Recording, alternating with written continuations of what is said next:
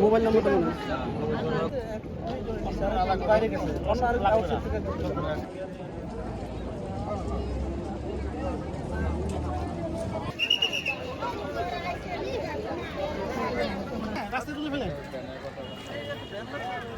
রাস্তাকে তুলেন রাস্তা কাটুলা থেকে বেতারা বাইরে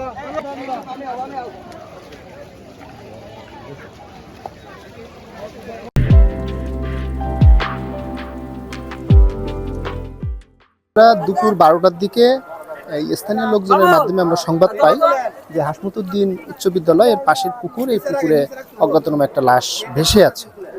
আমরা আসি, ঘটনাস্থলে আসি এবং আসার ইতিমধ্যেই দেখি আমরা স্থানীয় লোকজন ওনাকে এই অজ্ঞাতনামা যে লাশ ছিল তাকে আইডেন্টিফাই করেছেন। তিনি এই স্থানীয় লোক এলাকারই বাসিন্দা।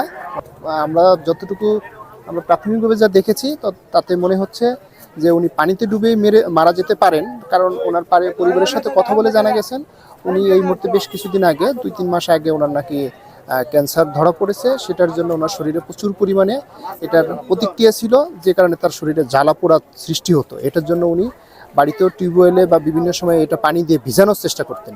এখন আমরা ধারণা করছি এর প্রতিক্রিয়া হিসেবে হয়তো উনি এই পুকুরে এসেছিলেন, মানে শরীরের অসুস্থতা দূর করার জন্য, তারপর হয়তো উনি ডুবে যেয়ে থাকতে পারেন। আমরা এখন লাশটা আমরা নিয়ে যাচ্ছি পোস্টমর্টম করানোর জন্য। পোস্টমর্টম পরবর্তী ডাক্তারের মতামত অনুসারে আমরা হয়তো পরবর্তীতে আইনানুগ যে ব্যবস্থা সেটা আমরা নিতে পারব।